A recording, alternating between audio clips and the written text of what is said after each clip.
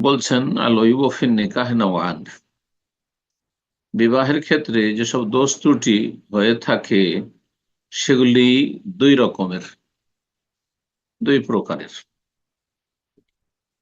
প্রথম প্রকারের দোষ ত্রুটি বড় ধরনের দোষ ত্রুটি। এমন বড় দোষ ত্রুটি পাত্র অথবা পাত্রীর মধ্যে যে সহবাসে অক্ষম, অপারগ, বাধাগ্রস্ত করে স্বামী স্ত্রী মিলন। পুরুষের ক্ষেত্রে একেবারে গুপ্তাঙ্গবিহীন অথবা অন্ডকোষবিহীন অথবা নপুংস, কোনো ক্ষমতাই নেই মোটে। এইরকমই নারীদের ক্ষেত্রে বেশ কিছু রোগ রয়েছে, যে রোগগুলি স্বামী স্ত্রী মিলনে পুরোপুরি বাধাগ্রস্ত করে। বিভিন্ন রোগ রয়েছে, যারা বিশেষজ্ঞ চিকিৎসার ময়দানে তারা এই সম্পর্কে বেশি জানেন, ওলামায়েরা, এবং তার বিভিন্ন উদাহরণ পেশ করেছেন। এমন দোষ ত্রুটি নারীর ভিতরে যে মোটেই সহবাসে সক্ষম নয়, বাধাগ্রস্ত। দ্বিতীয় প্রকারের দোষ ত্রুটি, তারপরে হুকুমগুলি বর্ণনা করবো ইনশাআল্লাহ। দ্বিতীয় প্রকার দোষ ত্রুটি হচ্ছে যে এমন দোষ ত্রুটি যাতে স্বামী স্ত্রী সম্ভোগ বা মিলন বাধাগ্রস্ত হয় না, কিন্তু ঘৃণিত বিষয়, ঘৃণার সৃষ্টি করে। পুরুষের মধ্যে এমন কিছু দোষ ত্রুটি রয়েছে যার কারণে স্ত্রীর ঘৃণা হয় তার কাছাকাছি যেতে, অথবা স্ত্রীর মধ্যে এমন কিছু দোষ ত্রুটি রয়েছে যার ফলে স্বামীর ঘৃণা হয়, তার সাথে ঘনিষ্ঠ হতে পারেন, তার কাছাকাছি যেতে পারেন, যেগুলিতে মানুষ কি করে, দূরে সরার চেষ্টা করে, ঘৃণা বোধ করে। আর এক ধরনের দোষ রয়েছে এর মধ্যে, যেগুলিতে স্বামী স্ত্রী মিলন তো সম্ভব উভয় পক্ষ থেকে, কিন্তু সেগুলি সংক্রামক রোগ। পুরুষের মধ্যে অথবা নারীর মধ্যে এমন কিছু রোগ রয়েছে যে রোগগুলি হচ্ছে সংক্রামক। আল্লাহ রাব্বুল ইচ্ছায় যারা নাস্তিক বেদিন তারা মনে করে যে সেসব রোগেই ক্ষমতা আছে, এটি কুফরি কথা। কিন্তু রোগে কোনো ক্ষমতা নেই, তবে কিছু রোগ এমন আল্লাহ সৃষ্টি করেছেন যে রোগগুলি সংক্রমণের মাধ্যম। সাধারণত সেই রোগগুলি ছোঁয়াচে, কোনো আক্রান্ত ব্যক্তির সংস্পর্শে গেলেই আক্রান্ত হতে পারে যদি আল্লাহ ইচ্ছা করে, আর না হলে হবে না। ইল্লা বিইযনিল্লাহ, আল্লাহর অনুমতি করে, সৃষ্টিগত অনুমতি ক্রমে হয়ে থাকে। যেমন শারীরিক রোগ রোগ বা ঘৃণার বিষয়, শ্বেত রোগ। এখন স্বামীর যদি শ্বেত রোগ থাকে, আল্লাহ হেফাজত করেন প্রতিটি মুসলিম নর নারীর, অথবা স্ত্রী শ্বেত রোগে আক্রান্ত থাকে, গায়ে সাদা সাদা দাগ, অথবা পাগল, স্বামী অথবা স্ত্রী পাগল, মাঝে মাঝে পাগল হয়ে যায়।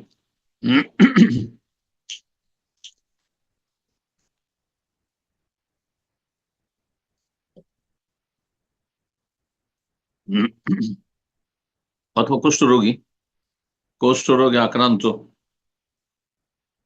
অথবা পাইলসের রোগ, অর্শ রোগ, অথবা ক্যান্সার। এমন খারাপ ক্ষত, ঘা, পাছড়া, যেগুলি থেকে আপনার রক্তপুঞ্জ প্রবাহিত হতে থাকে, আর তা যদি বিশেষ করে গুপ্তাঙ্গ হয়, ইত্যাদি ইত্যাদি, ওলামারা এইসব উদাহরণ দিয়েছেন। এইরকম রোগগুলিতে হয়তো স্বামী স্ত্রী মিলন করতে সক্ষম, কিন্তু ঘৃণা লাগে, ওটি মানুষ বরদাস্ত করতে পারে না, খুব কষ্ট হয়। এবং এই রোগগুলির অনেকগুলি রোগ হচ্ছে সংক্রামক রোগ, একজন থেকে আরেকজন আক্রান্ত হইতে পারে, এমন ধরনের দোষ। তাহলে দুই রকমের দোষ হইল। এখন প্রথম ধরনের দোষগুলির ক্ষেত্রে হুকুম বর্ণনা করেছেন লেখক। কোন নারী যদি দেখে, টের পায় যে তার স্বামী যার সাথে তার বিয়ে হয়েছে, তার গুপ্ত অঙ্গ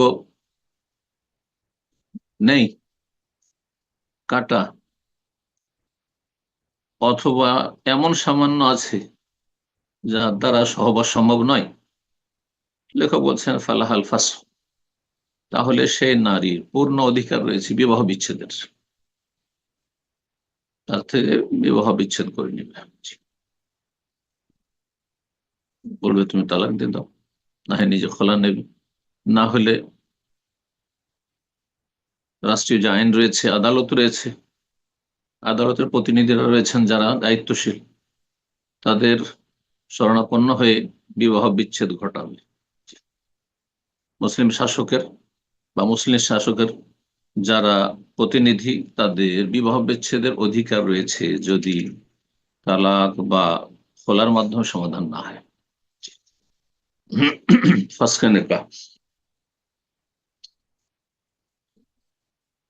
কিন্তু কোন নারী যদি জানতে পারে তার স্বামীর মধ্যে এই বড় ধরনের সমস্যা রয়েছে, সহবাসে একেবারে অক্ষম, জানার পরে তাতে সন্তুষ্ট থেকে যায়, চলো তার কাছে ভরণ পোষণ তো পাচ্ছি, তার ভালো আচরণ তো পাচ্ছি, অথবা যেভাবে হোক বা যে কোনো কারণে হোক সে থেকে গেল, অসুবিধা নেই, তুমি থাকতে প্রস্তুত, তার সাথে সংসার করতে প্রস্তুত,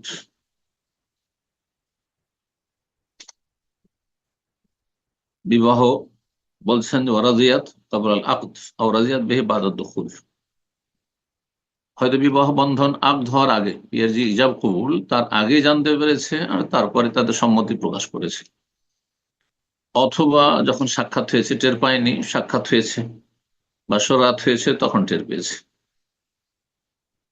আর তাতে সে মেনে নিয়েছে তো বলছে সাকাত হাক্কু ফিল ফাসখ, তার বিবাহ বিচ্ছেদের তার যে অধিকার ছিল সেটি আর থাকবে না। সম্মতি দিয়ে দেওয়ার পরে পরে কথা বলার অধিকার নাই যে না আমি থাকবো না, তাহলে প্রথমখানে চিন্তা করে নিতে হবে, যখনই জানতে পারবে এই ধরনের বড় দোষ ত্রুটি তখনই চিন্তা করে নিতে হবে, স্বামীর ক্ষেত্রেও এবং স্ত্রীর ক্ষেত্রেও একই রকম হুকুম।